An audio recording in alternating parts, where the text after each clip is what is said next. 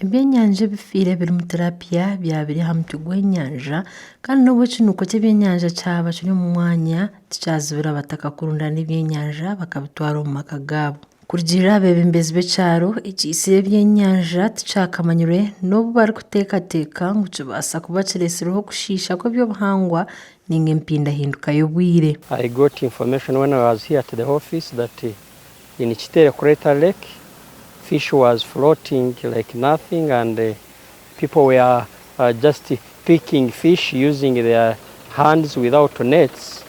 We got concerned. It was around 6 p.m.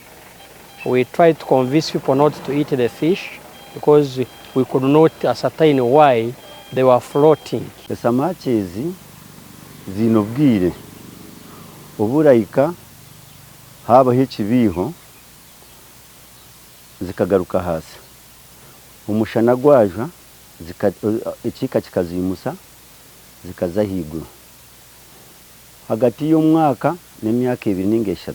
Abebembezi baraka kushikirira abakugu okurga ha district okwija kucondoza ekiresireho kufa kw'ebyenyanja oku. When it happened, automatically the local community became happy because the other time they ate the fish and they didn't get any problem. But this time we could, as leaders, we said no. A wrong person can come and poison fish in the lake. A terrorist can come and poison the lake. And we say it happened the other time, people didn't die, so we can leave people to eat the fish. So that's why we called the technical people so that they can go and test. Then we get the results. Effect yona teriho. Ebyenyanja nyonzarirwa hano kazagwa 10 inshanshu nebi. Hano samaki enyanja ekika cyama kirimuka samaki zihigu tuzimuka buri kimwe tine samaki yararwiza umuntu wena. Amakuru garukwongera kujanjara abatwire n'abahabwa nyanjeji bino bwoba bari kugira ngo nyanjeji niba yamba cyango kandi hatari byenyanja tubine ntasi. Samaki ziruzire cyakabiri zikaruga hasi zajumbuka zaza higuru. Abana baje bazikwata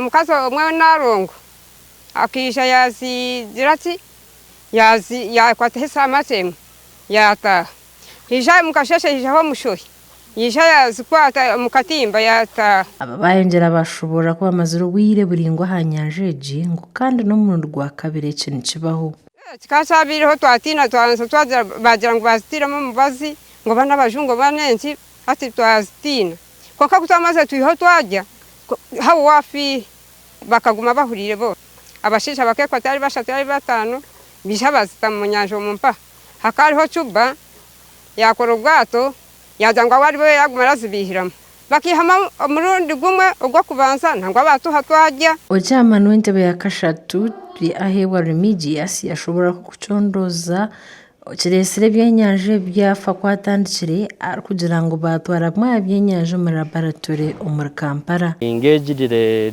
district fisheries office immediately. I called the district fisheries officer. So yesterday he came with his team and automatically more fish were floating. So what he did, he got the water samples of the crater lake and got fish, and as we talk now, we got some sample fish for testing, and as we talk now, the fisheries officer today in the morning traveled to Kampala to take the samples, the water samples of the crater lake and the fish to Entebbe, so that they can ascertain why is it that this time a fish died in the yahibwa yashaba takakwetantara kuri ebyenyanja fire mpaka government herezo kucondoza. I want to urge the community not to always rush to eat such things whenever such things happen, because one, we may take it because what the local community is saying that it happened some years back, we ate the fish and we did not get a problem. Maybe when it was a weather issue, but now a terrorist can come this time and say, let me poison this whole community. Eki kigwira misho g'abataka bari kureba mu gasho ogwo kumenyanja neberukuturamo utireho no kurinda ebyobuhangwa.